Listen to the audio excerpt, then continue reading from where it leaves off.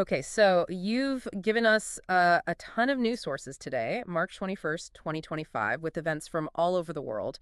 And I know it can be a lot to keep up with, so that's where we're going to take a deep dive into these and try to really figure out what matters. Yeah, for sure. And I mean, we're talking like major U.S. policy changes, the situation in the Middle East, things happening in Ukraine, plus what's going on in Pakistan, and even some big science and tech updates. So, Yeah, yeah, a lot to get through.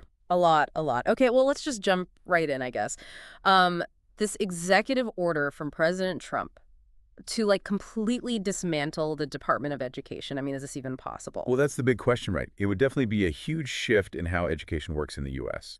The idea is to give more power back to individual states. So for you listening, this could mean changes to how schools get funding, how they're run, all that. Yeah. But yeah, to actually completely get rid of the Department of Education, Congress would have to be on board. It's not just something the president can do on his own. I see, I see. So it's like a first step, but it could be a really big first step. Yeah, exactly. And even if it doesn't get fully dismantled, there's talk of moving some of its functions to other departments, like think special needs programs, student Yep. loans, that sort of thing. So big changes either way. Okay, so we'll have to wait and see how this one plays out. Um, in other news, things are not looking good in Gaza. That ceasefire totally fell apart. Yeah, it's a really bad situation. Since the ceasefire broke down, Israel's gone back in pretty hard. Yeah. Reports are saying like 85 Palestinians killed just overnight, plus over 560 injured.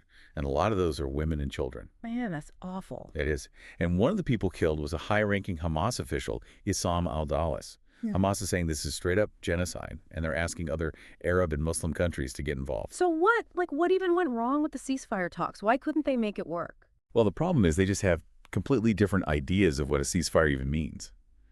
Israel wanted Hamas to release more hostages before they agreed to anything long-term. But Hamas, they're saying no way. They want a permanent ceasefire right now, and they want Israel out of Gaza completely. So basically, they were never really close to a deal at all. It seems that way. Yeah. And to make things even more tense, there was also a missile attack on Israel launched from Yemen. So yeah, the whole region is just really on edge right now. So much going on. Well, speaking of tense situations, what's the latest with this limited ceasefire in Ukraine? Anything solid there, or is it still a lot of back and forth? Still pretty unclear, to be honest. Yeah. I mean, Presidents Trump and Putin talked and supposedly agreed to something, but the details are super vague. Sounds familiar. Right. President Zelensky, he's saying there have still been attacks, so obviously a 30-day ceasefire, which is what they were pushing for. That's not happening. Mm-hmm. But he's not totally against the idea of pausing the fighting if they can actually figure out some concrete terms. I mean, that's got to be a good sign, right? At least he's open to it. Yeah, I mean, it's something.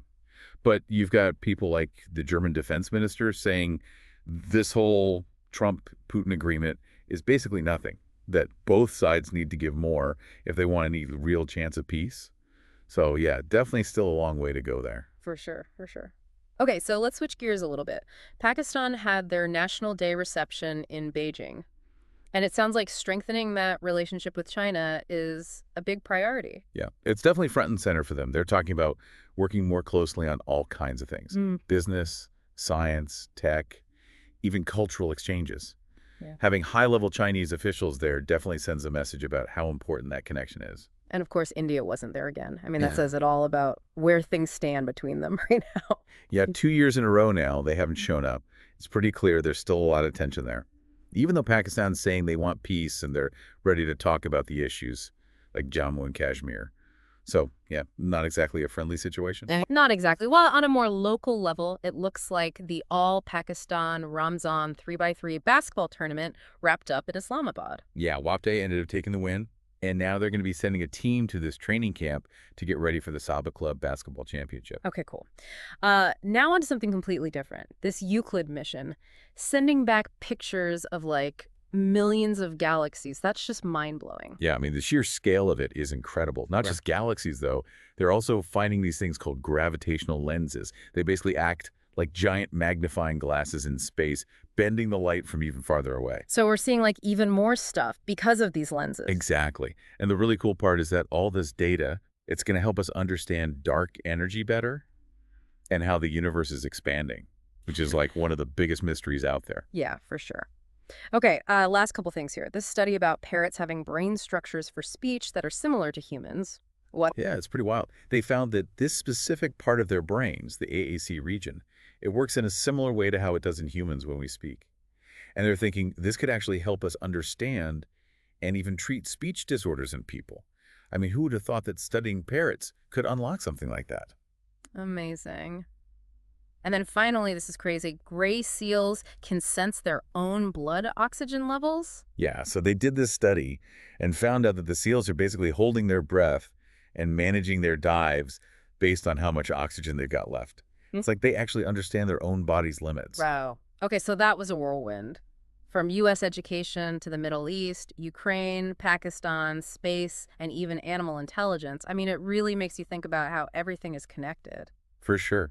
And I think the takeaway here is that it's so important to keep up with what's happening in the world both near and far.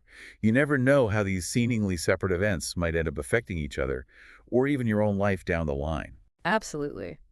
Well, thanks for breaking it all down with us. This has definitely given me a lot to think about. And for all of you listening out there, I hope it's done the same for you. You bet. And hopefully this deep dive gives you a solid foundation for understanding the world around you. Definitely. Okay, well, that's it for today. We'll catch you next time on The Deep Dive. See you then.